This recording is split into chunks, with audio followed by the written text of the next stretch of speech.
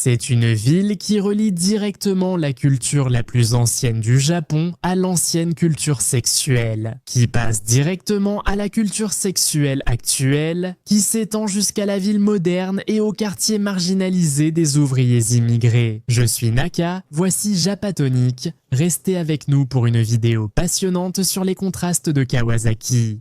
Et non, cela n'a rien à voir avec la moto. Là où je me trouve maintenant, c'est Kawasaki Daishi. C'est l'un des temples bouddhistes ésotériques tantriques les plus célèbres de tout le Japon.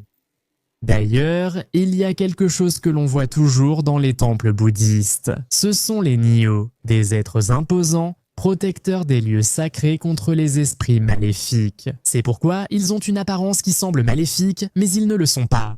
Mais un détail concernant les Nyo, c'est que vous remarquerez toujours qu'il y en a un avec la bouche ouverte et un avec la bouche fermée. Ils prononcent essentiellement la première et la dernière lettre de l'alphabet japonais, le A et le M.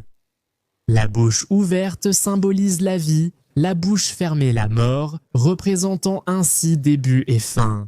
La même chose se répète avec les Komainus ou les Kitsune, qui sont les chiens ou les renards protecteurs, utilisés surtout dans les sanctuaires shintoïstes. Mais bon, le fait est que ce temple est très célèbre pour son style ésotérique et tantrique, n'est-ce pas? L'ésotérisme, c'est surtout parce que c'est une branche du bouddhisme qui nécessite toujours un guide, n'est-ce pas? À travers des méthodes spéciales. Et le tantrisme n'a rien à voir avec le sexe, mais on utilise des méthodes qui servent à purifier l'esprit et à atteindre le savoir. Celui qui ne sait pas approfondir le bouddhisme, honnêtement, il n'y a pas grand-chose à dire. Le plus drôle dans tout ça, c'est que les Japonais ne connaissent pas vraiment ces caractéristiques du temple, car les Japonais sont très attachés à la tradition. Ils sont très superstitieux, mais pas forcément très croyants sur le plan religieux. Par conséquent, celui-ci est simplement un temple célèbre parce qu'il est grand. En résumé, on vient dans ce quartier surtout pour visiter ceci, non?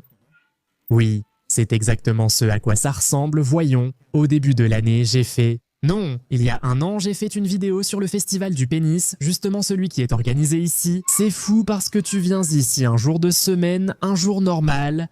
Et c'est complètement vide, ce n'est pas un temple, pas du tout populaire car ce n'est pas une zone touristique. Le truc, c'est que ce temple est un sanctuaire qui a été créé pour ce qui concerne la fertilité, tu vois. C'est pour ça qu'il y a des amulettes qui sont spécifiques pour avoir des enfants, des choses comme ça. Et bien sûr, le protagoniste c'est le nip, tu vois, par exemple, ce sont comme des petits ornements qui viennent avec un papier portant la fortune. Et celui-ci a la forme d'un penne. Et de la partie féminine, tu vois, dessinée d'une manière assez sympathique. Mais de ce côté, dans la même zone, il y a un jardin d'enfants. C'est-à-dire, j'aime beaucoup le fait que les gens n'aient tout simplement pas de répulsion envers cette culture ancienne. Mais dans l'histoire du temple, on suppose que c'est parce que la légende raconte qu'un esprit maléfique possédait le corps des femmes, spécifiquement dans l'organe féminin, auquel il donnait des dents, ce qui faisait que les femmes finissaient par castrer leur mari. Et bien sûr, un forgeron de la région, ce qu'il a fait, c'est fabriquer une sorte de cylindre en métal, ce qui a fait que la femme s'est fait insérer ce cylindre métallique, ce qui a fait que cet esprit se casse les dents et que l'esprit disparaisse, c'est justement ce que nous avons ici. Quoi ? Oh, quel dommage, on dirait qu'ils l'ont déjà cassé, c'est vraiment dommage. Ce qui se passe, c'est que bien sûr ce festival est très célèbre et beaucoup de gens doivent déjà jouer avec ça. Le truc, c'est que c'est pour ça que les gens viennent ici pour demander la bonne fortune, pour la fertilité. Et, bien sûr, beaucoup de femmes du secteur du travail du sexe venaient à ce sanctuaire pour demander une protection contre les maladies vénériennes. Ce n'est pas un hasard s'ils ont installé ce sanctuaire dans ce quartier. Il y a une raison pour laquelle ceci se trouve ici.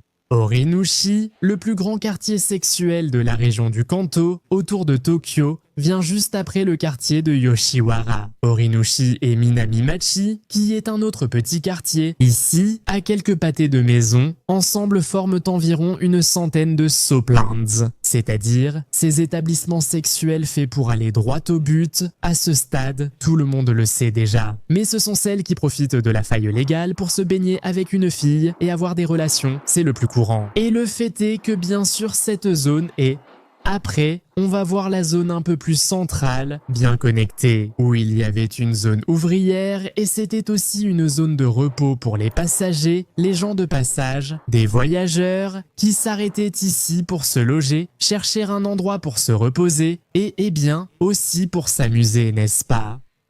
Quelque chose de typique que l'on voit dans de nombreux endroits. Un endroit qui a été placé stratégiquement pour cela, n'est-ce pas, à cause de la rotation des ouvriers, surtout. Mais c'est la même ambiance qu'à Yoshiwara, sauf que bon, il n'y a pas autant d'histoire qu'à Yoshiwara, ce n'est pas aussi ancien, c'est beaucoup plus moderne. Je ne sais pas depuis quand cela a commencé, mais dès le début du XXe siècle, ils étaient déjà établis. Et bien sûr, c'est l'une des raisons pour lesquelles de nombreuses prostituées allaient jusqu'au temple que nous venons de visiter. Elles y allaient pour demander à ne pas attraper de maladies vénériennes, n'est-ce pas? Mais voyons, pourquoi y a-t-il autant de bordels ici dans cette zone? Parce que c'était un quartier très peuplé qui reliait la route Tohoku, et la route Tohoku est une route très grande et célèbre depuis des siècles qui relie toute la côte est du Japon. Pour l'anecdote, le quartier Kawasaki est la ville natale de Kyu Sakamoto, qui a été l'un des chanteurs japonais ayant eu le plus de succès dans le monde en dehors du Japon. Mais bien sûr, c'était en 1962 lorsqu'il a sorti sa chanson Ue Omitaruko. Cette année-là, un cadre musical britannique est venu au Japon et a entendu sa chanson. Il a dit « J'adore cette chanson, il faut la faire connaître à l'étranger ». Et en 63, un an plus tard, elle a fait un carton aux États-Unis. Elle s'est vendue à 13 millions d'exemplaires. Et ce fut le premier et unique cas d'un artiste japonais qui ait eu un immense succès aux États-Unis en chantant entièrement en japonais. Maintenant, ce qui est curieux, c'est que comme la chanson Ue Omitaruko avait un nom très complexe, le dirigeant britannique a dit « On va lui donner un nom plus facile, appelons-la Sukiyaki ». Et il a nommé la chanson Sukiyaki. Autrement dit, il voulait un plat qu'il aimait et facile à retenir.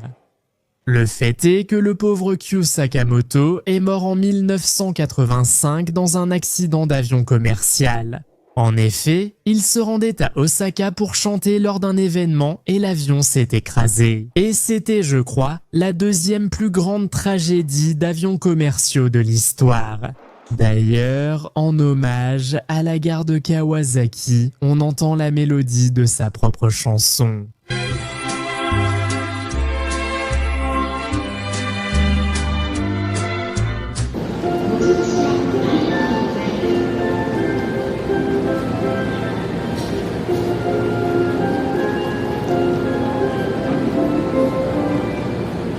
Et ici, il y a un book-off que j'avais envie de vérifier pour voir les prix, pour voir si c'est moins cher qu'à Akihabara. Je pense que oui, non? Non! Il y a énormément de figurines qui sont à 1000 yens ou 900, c'est-à-dire 6 $, 7 $, 8 $, oui, 10 $. Ça vaut le coup de venir jusqu'à Kawasaki pour acheter des figurines. Et bon, ça dépend de chacun. En plus, tous ces endroits se renouvellent, ils renouvellent leurs marchandises tout le temps. 900 yens, un Yu-Gi-Oh! Ah, c'est vraiment pas mal. De ce côté de la gare de Kawasaki, le quartier est très joli, parfait pour des rendez-vous romantiques. C'est drôle, il y a un côté très romantique et un autre bon, plus commun et décontracté disons. C'est aussi un quartier avec beaucoup d'activités nocturnes. Ici, il fait jour. Mais c'est un quartier rempli de bars, d'izakaya et de bars à hôtesses comme ceux présents ici. C'était la première fois de ma vie, et ça, c'était avant l'époque des smartphones, que je voyais des filles à l'entrée d'un établissement en lingerie donnant directement sur la rue. Je me souviens aussi que, vers l'an 2000 à peu près, j'avais 14 ans, j'étais venu en vacances avec mon frère, il vivait pas loin d'ici, il vit toujours près d'ici. Et nous sommes partis en voiture. Nous sommes passés par des rues où je voyais des femmes assises comme dans des vitrines, comme dans une cabine téléphonique, mais alignées et toutes tournées vers la rue. J'ai dit « Celles-là doivent être des prostituées » et mon frère a dit « Tu vois toutes celles-là, ce sont des bordels. » Et je lui ai dit « Ok, oui, je crois que je viens de comprendre. » C'était comme un Amsterdam des années 2000, je parle de l'année exacte où je suis venu. Évidemment, ça n'existe plus depuis longtemps. Et donc, cette connexion de la ligne Tohoku étant une zone très peuplée, C'était aussi une zone très peuplée par des ouvriers, par la classe ouvrière. Pourquoi par la classe ouvrière? Nous allons maintenant là-bas, à Ikegamicho, qui a été considéré comme l'un des quartiers les plus marginaux et pollués du Japon. Parce qu'ici, comme là-bas, le port est tout près. Comme ce sont des zones d'eau profonde, cela permettait le passage de grands cargos. Et cette zone s'est remplie d'usines, ce qui a attiré beaucoup d'immigrants de l'étranger, surtout des Coréens, mais pas de la Corée du Nord, ni de la Corée du Sud, des Coréens. D'ailleurs, on dit que la plupart des personnes qui vivent ici sont toutes soit originaires, soit descendantes de ce que les Japonais appellent Chosenjin, c'est-à-dire, pour que vous sachiez, les Japonais, les Sud-Coréens sont appelés Kankokujin et les Nord-Coréens Kita Chosenjin, soit personne de Corée du Sud ou du Nord. Et Chosen est le nom de la péninsule coréenne de toute la Corée. Eh bien, j'ai même vu des interviews de personnes qui passaient par ici et demandaient « Êtes-vous japonais ?» Non, je suis de Chosen, c'est-à-dire je viens de la péninsule coréenne, parce que bien sûr, les gens qui sont venus ici sont arrivés juste après la guerre, à l'époque où les Corées étaient en train de se séparer. Et par conséquent, l'identité des personnes d'ici est un peu différente. Ce qui est curieux, je ne me souviens plus des mots, mais en Corée du Nord et du Sud, la façon de mentionner la Corée du Nord, la Corée du Sud et la péninsule coréenne. Les deux pays ont des termes différents pour dire d'où ils viennent, quel est leur pays et tout ça. Mais bon, le fait est qu'ici, comme il y avait beaucoup d'usines, beaucoup d'immigrants sont venus. Et des classes les plus basses, donc il y avait beaucoup de criminalité dans ce quartier qui, si vous regardez bien, est un quartier super labyrinthique. Et une autre chose, c'est qu'on dit que c'est l'un des terrains du Japon les plus occupés illégalement. En fait, c'est une zone de terre qui a très peu de valeur. Regarde, il y a des gens qui étendent leur linge près de la rue. Ça nous apporte aussi un peu de sécurité, non? C'est-à-dire, à une époque c'était dangereux, mais aujourd'hui ce n'est plus le cas.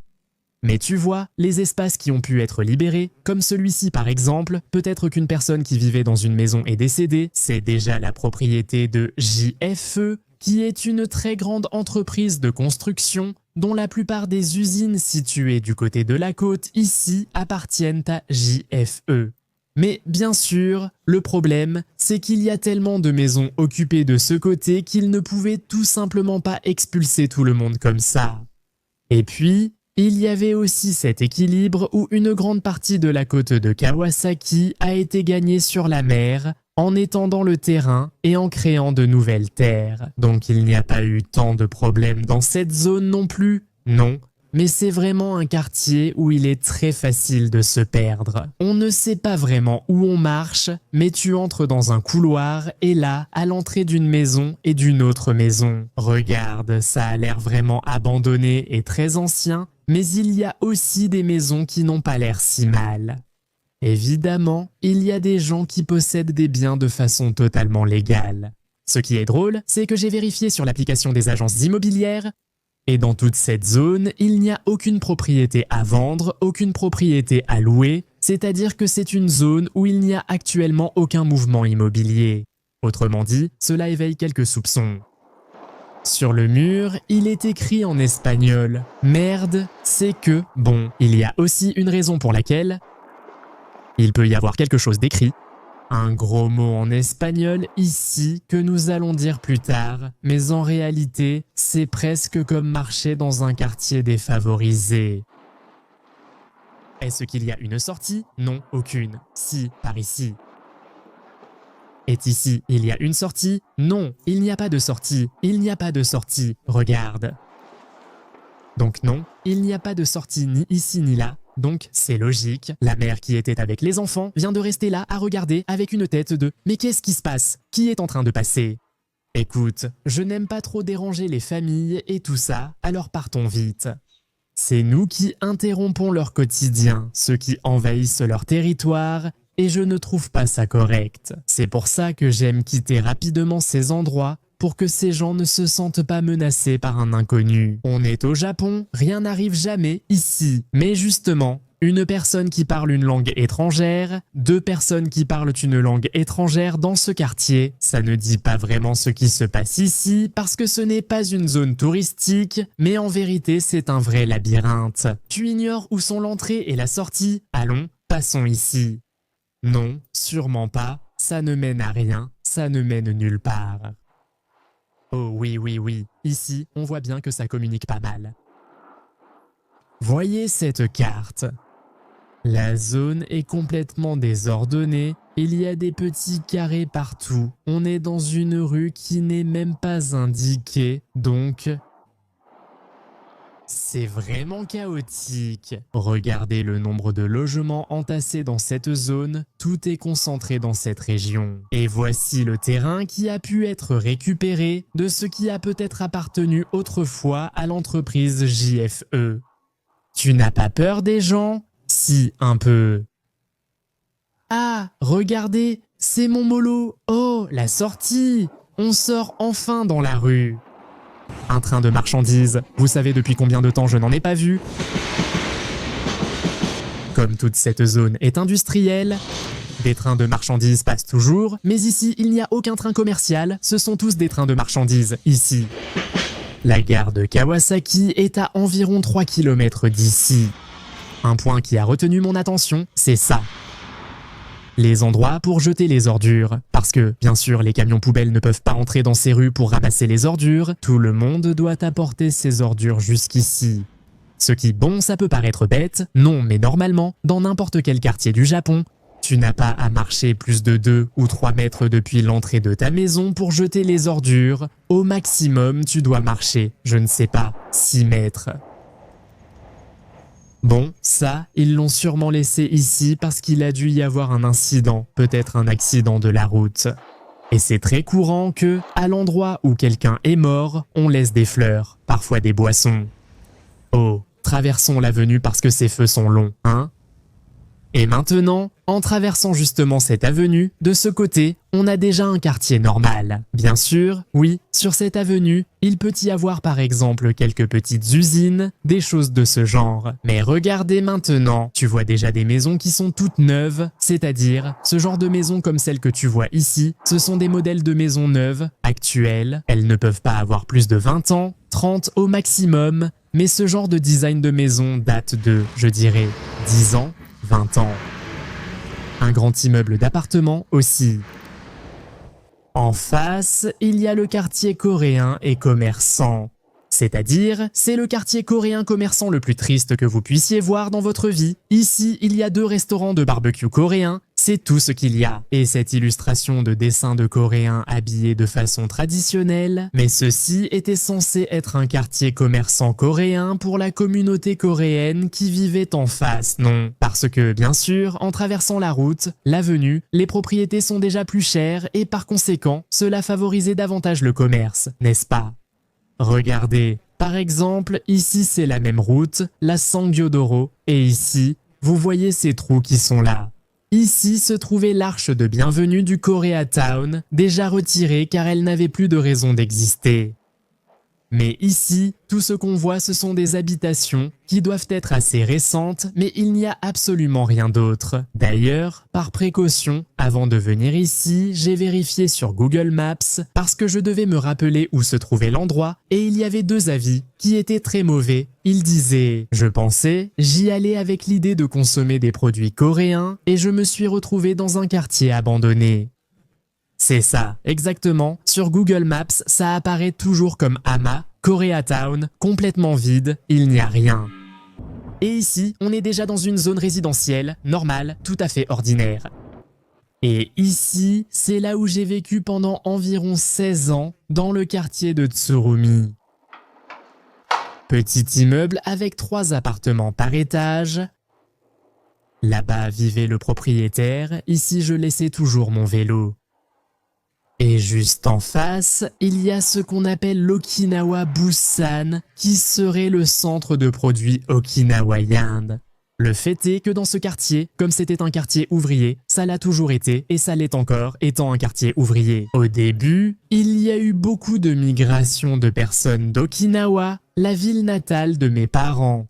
C'est nouveau, par exemple, ça n'existait pas avant. Là-bas, il y a un distributeur de ramen.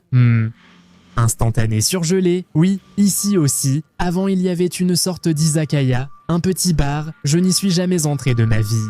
Un distributeur automatique propose aussi des ramen. Le truc, c'est qu'après la Seconde Guerre mondiale, comme Okinawa était en ruine, c'était l'époque où les Okinawaïens quittaient l'île pour chercher du travail ailleurs. Dans le cas de ma famille, tout le monde est parti dans des pays d'Amérique latine, c'est-à-dire, surtout, la plupart allaient au Brésil. Parce qu'à cette époque, l'Amérique du Sud était prospère. L'Amérique du Sud ayant été peu touchée par la guerre, il y avait donc des opportunités de travail là-bas. L'Amérique latine regorge d'immigrants, nous le savons déjà. L'Europe était en ruine, l'Asie aussi. Et, eh bien, le Japon ne faisait pas exception. Mais il y avait les Okinawanais qui migraient vers d'autres endroits à l'intérieur même du Japon. Et cette zone, comme c'était une zone ouvrière, la zone portuaire, où il y avait beaucoup de travail pour de la main-d'œuvre bon marché, disons, pour ainsi dire, mais avec beaucoup d'offres d'emploi. Beaucoup sont venus dans cette zone, dans la zone de Tsurumi. Comme une communauté okinawaïenne était déjà présente dans ce quartier, en même temps, beaucoup de familles japonaises d'Okinawa qui étaient reparties en Amérique latine, le Japon s'étant amélioré et l'Amérique latine ayant baissé de niveau, beaucoup de Japonais revenaient au Japon. Mais qu'allaient-ils faire là-bas? Revenir à Okinawa? Pas forcément, en fait, très peu sont finalement retournés à Okinawa car c'est une île très éloignée.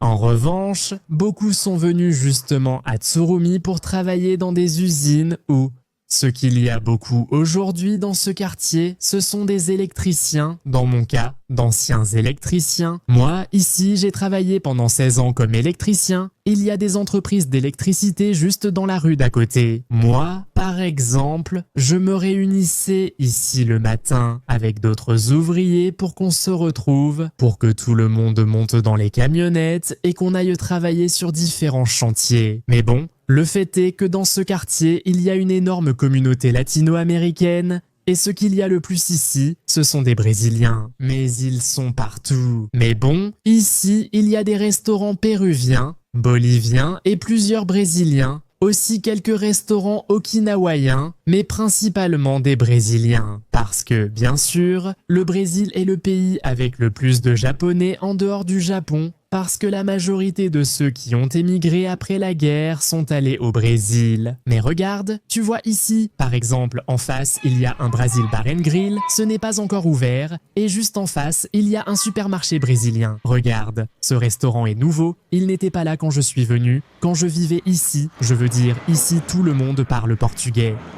Comme c'est joli, des chorizos. Ici, on peut préparer un asado avec divers chorizos, tous brésiliens. La boucherie, ce qui est vraiment la boucherie, c'est surtout du filet. Mais, par exemple, parfois on peut commander une grosse pièce de viande pour faire un asado, c'est possible.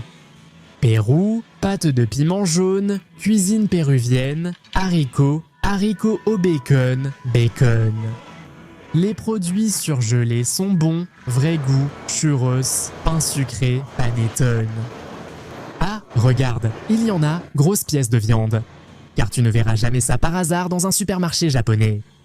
À vrai dire, ça me rend très nostalgique de venir ici. Ce combini, par exemple, et comme je dis, il y a aussi une entreprise d'électriciens ici. À côté, puis, à quelques pâtés de maison, c'est comme si ce combini était un point de rencontre. Le matin, on disait bon au daily de Nakadori, dans le quartier.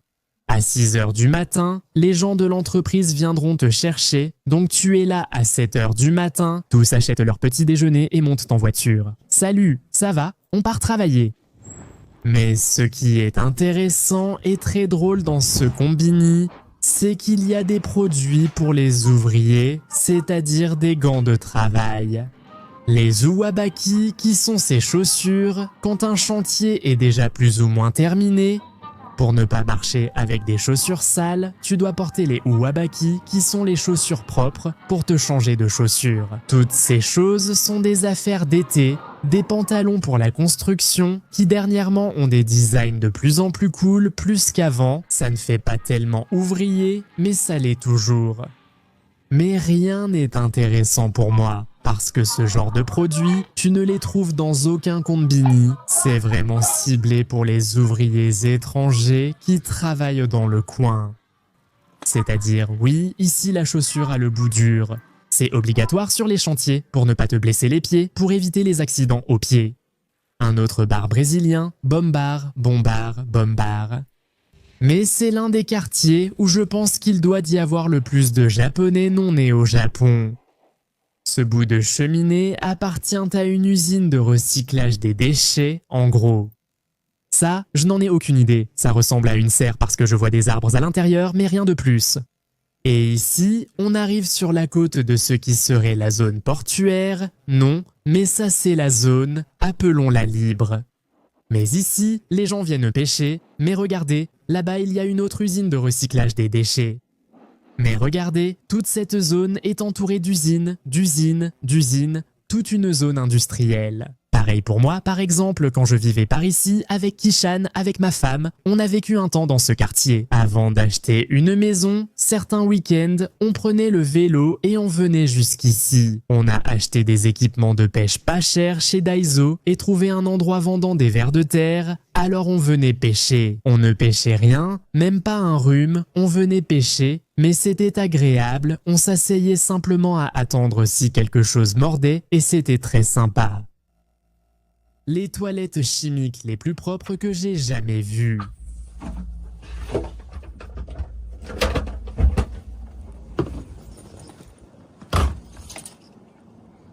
Pour arriver ici, par exemple, il y a à peu près depuis la zone où il y a des habitations, il y a environ 2 ou 3 km de zone d'usine, aussi une zone industrielle. Ceci était l'immeuble où j'ai emménagé avec ma femme Kichan, à peu près 6 mois après avoir commencé à sortir ensemble, et nous avons vécu ici pendant environ 8 ou 9 mois. C'est pourquoi il nous fallait environ 15 minutes à vélo pour rejoindre la côte d'avant. Un point très intéressant est la gare située juste à côté. Ceci est la gare Kokudo de la ligne Tsurumi, qui est une ligne de train assez courte qui va de la gare de Tsurumi jusqu'à ce qui serait toute la côte des usines, toute la zone industrielle de la région. Avant, il y avait ici des bars et commerces, tout est désormais fermé et n'existe plus. Regardez ça, voici la salle de bain, et cette salle de bain sent vraiment mauvais, et ici, elle est effectivement partagée. La salle de bain des hommes et des femmes sent mauvais, alors que la salle de bain publique sent bien meilleure. Et en plus, comme l'ambiance de cette station est tellement curieuse, là-bas, je vois un plateau de tournage où ils ont filmé. Et par exemple, la gare ici n'a pas de tourniquet, il suffit juste de mettre la carte, la EasyCard, et c'est tout. Et tout le monde sur le plateau de tournage semble déjà avoir terminé son travail. De jour comme de nuit, c'est aussi terrifiant. Dans ce bâtiment rose, quand je vivais dans le quartier, il n'y avait rien, mais maintenant ils ont installé un café ou quelque chose comme ça. Ils organisent par exemple des rencontres autour du maté argentin où plusieurs Argentins se réunissent ici. Restaurant de cuisine d'Okinawa. Ici, dans ces petites ruelles, par exemple, là, en montant ces escaliers, c'est là que mon père avait un snack bar qui serait en quelque sorte un bar avec des fauteuils.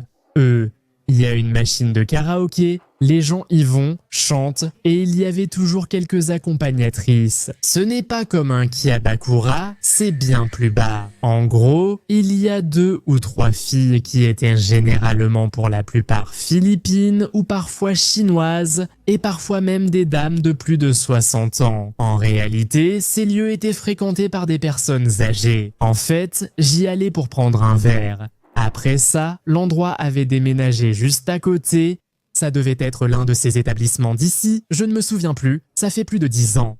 Mais le fait est que cet endroit est bien plus mort qu'à l'époque où je suis arrivé au Japon, il y a 20 ans. En plus, je me souviens que c'était beaucoup plus animé, ce bâtiment est tout neuf, on voit bien qu'il y avait plus de ces petits bars, restaurants ou autres. Mais je me souviens très bien que dans cette rue, une fois en venant rendre visite au magasin de mon père, j'ai marché par ici et il y avait une voiture blanche. Des messieurs en costume et lunettes, pour moi c'était des yakuzas. Je crois que c'était évident que c'était des gens de la mafia. Mon père m'a toujours dit qu'ils étaient toujours présents, toujours là. Bien sûr, ensuite, avec les lois de réglementation contre la mafia, ils ont commencé à disparaître. Mais il me racontait des choses comme par exemple, regarde, non, les yakuzas, ils ne sont pas tous mauvais. Parfois, c'est-à-dire tu dois leur payer la protection pour qu'ils ne te cassent pas le magasin. En cas de souci, on les appelait, mais mon père disait « Les problèmes, je les réglais seul, sauf avec des clients difficiles. Parce qu'après, si tu leur demandes de virer quelqu'un, là, après, ces taxes peuvent augmenter. » Mais ce qui est bien, c'est que parfois, en échange du fait que tu sois quelqu'un qui paie correctement, parfois ils venaient de boire dans ton établissement et dépenser de l'argent chez toi. Ils ne consommaient pas gratuitement. Même mon père, lors de périodes difficiles, s'est disputé avec des petites frappes, la classe la plus basse. Qui travaillait, ils n'existent presque plus. Il travaillait pour les mafias et faisait les boulots les plus insignifiants. Non, qui allait là-bas pour encaisser, et si quelqu'un ne veut pas payer ou ne peut pas payer, ils envoient les petites frappes pour qu'elles récupèrent l'argent. Et il m'a dit qu'il en est même venu à se battre avec l'un d'eux. Mon père était aussi quelqu'un de dur et de fort. Et au fait, cette vidéo... Je vous ai déjà dit au revoir 3 fois, un salut à toi, à ta famille, à ton animal de compagnie et à ton voisin énervant. Ce couloir par lequel je viens de passer, on dit que là, pendant la Seconde Guerre mondiale, il y a eu une attaque de mitrailleuses des États-Unis dans cette zone. Et comme beaucoup de gens sont morts dans cette zone, on dit que dans ce couloir, à minuit, des fantômes apparaissent. Ce sont des choses qu'on raconte, mais j'ai ajouté une petite chose, puis une autre et encore une autre, parce que je me souvenais de... Bien sûr, c'est un quartier où j'ai vécu longtemps, mais là, la station est déjà là, alors cette fois, on se voit à la prochaine. Un salut à toi, à ta famille, à ton animal de compagnie et à ton voisin énervant. En vrai, moi je n'avais pas vraiment la nostalgie de vivre ici. Bon, je viens quand même rendre visite à mon père de temps en temps, mais le quartier, ça ne me manquait pas. Franchement, je préfère 1000 fois Tokyo. Et... beaucoup de latinos ici.